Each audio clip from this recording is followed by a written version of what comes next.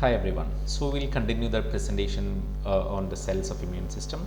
Now the next cell to be discussed is dendritic cells. So the dendritic cells are called as dendritic cell, or the story behind the name is that the cell has a morphology, unique morphology, that they resemble the dendrites of neurons. We know that. We remember the structural morphological features of neuron. So as these dendritic cells resemble the dendrites of neurons or nerve cells, these cells are given the name as dendritic cells, right? And they are originated from both myeloid and lymphoid lineages. This is something peculiar to dendritic cells. They derived from both the myeloid progenitor. Here you can see three types of these dendritic cells are originated from the myeloid progenitor, and there is one type of lymphoid dendritic cell derived from the lymphoid progenitor. So from both the lineages you can see dendritic cells are developed, right? And the most significant function of this dendritic cell is that they are the antigen presenting cells, right? We know that there are three antigen presenting cells: dendritic cells, macrophages, and activated B cell. These are the professional antigen presenting cells, and of the three, the most potent antigen presenting cells are dendritic cells, right? They are the most dedicated group of cells for antigen presentation, that is helping the T helper cell to get activated. Okay, here you can see a representative diagram of dendritic cells, a computer originated diagram.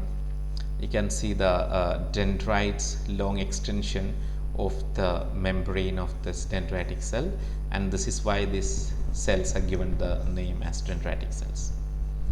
Okay, so these cells are abundant usually at sites which are the interfaces between the external and internal environments, right? That means usually in the membranes, on the epithelial surfaces. So these are the sites where the internal and external environments are meet each other. So in such interfaces, usually these dendritic cells are usually located, right? And also they are found at the primary and secondary lymphoid organs, right? Also including the all the organs like primary and secondary organs, but they are not found in the bone marrow. That you have to point out, that they are not found in bone marrow. Dendritic cells are not commonly seen in bone marrow. In all other primary, secondary, and other peripheral sites, you can find dendritic cells, and also in the epithelial surfaces and mucous membrane surfaces. Okay. Then these are the found in the peripheral tissues, as already said, are initially in the immature stage. See, these dendritic cells are found in the peripheral tissues are in an immature stage, right? So after synthesis from the bone marrow, they are released into the circulation, and then they migrate into the tissues, but in an immature stage, right? And these cells are more phagocytic with less MHC, class 1 or class 2 and other co-stimulatory molecules. That means those dendritic cells which are found at peripheral tissues are more phagocytic, and initially they are in the immature stage. They become mature and activated at that particular site, and they perform phagocytosis well, right? Then after interaction with the antigen, they undergo activation, then the present the antigen to T helper cell. That means we know that after phagocytosis we will be doing the presentation to T helper cells, so that the T helper cells are activated, and this is why we call them as antigen presenting cells. Alright, and there are 4 different types of significantly important dendritic cells.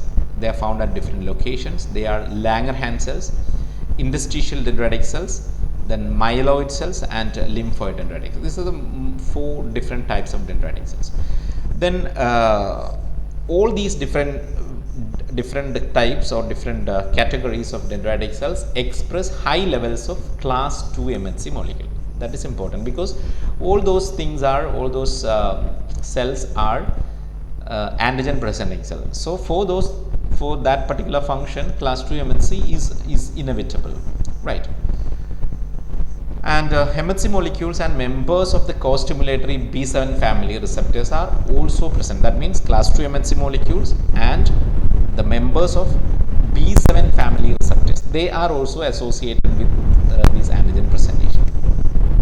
Then how this occurs is they catch the antigen, that means they interact with the antigens, then migrate to the nearby lymph vessel, right? They migrate to the nearby lymph vessels. Then from there they will move into the lymph node, of course, and these cells are now categorized as interdigitating dendritic cells. We have seen when we discussed the structural details of the primary and secondary organs, we have seen that there are certain cells called interdigitating dendritic cells. These are found in the secondary organs, especially the lymph nodes, right? So these are actually the dendritic cells that are coming from different sides through the lymph vessel and entering the lymph node, right? And these dendritic cells becomes antigen presenting cells there to the T cells, so that the T cells will be activated for further reactions. Now a category of cell called Langerhans cell. These are called as Langerhans cell because it was described for the first time by Paul Langerhans in 1888.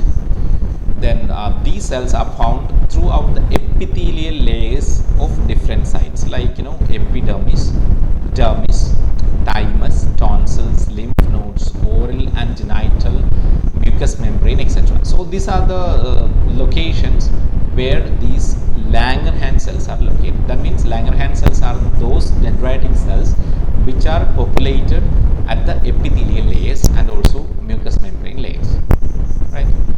Then they are usually derived from the common myeloid progenitor. These are derived from myeloid progenitor. Then the common receptors found on the Langerhans cells are CD83, 80, 86, 40, right? And this MHC and B7 already we mentioned, these are present. Then interaction with the antigen at the sites where they are located. Then after interaction they migrate to the regional lymph nodes. Already we said that they interact with the antigen, enter into the vessel, then into the lymph node, where they differentiate into the interdigitating dendritic cells. Then now they express the class 2 MHC and becomes the functional APCs.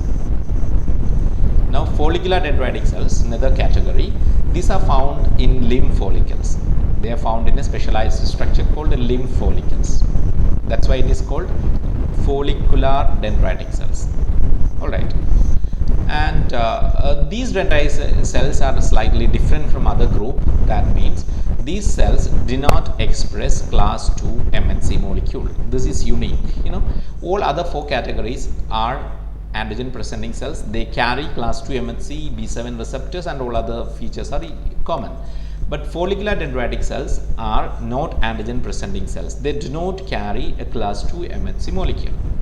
Okay, so without a class 2 MHC molecule, these dendritic cells cannot function as an antigen presenting cell. So remember, follicular dendritic cells are not antigen presenting cells. Okay. So what are the other things? They have specific receptors for antibodies, right? They have certain receptors for antibody interaction, so that antibodies bound on the antigens will interact with these follicular, just like that we have seen in antibody ADCC and also in case of NK cells. In all those cases, we have seen that there are certain receptors for the antibody interaction. So here also these follicular dendritic cells, FDCs, also carry certain receptors for the antibody, so that this ultimately will activate these dendritic cells. This will have an impact on B cell activation also, right? Since these follicles, lymph follicles, are usually rich in B cell. This is the area for B cell population. So these dendritic cells are present in very less number in that region, so that these follicular dendritic cells will have a role in the activation of B cells. Okay, so that's about follicular dendritic cells.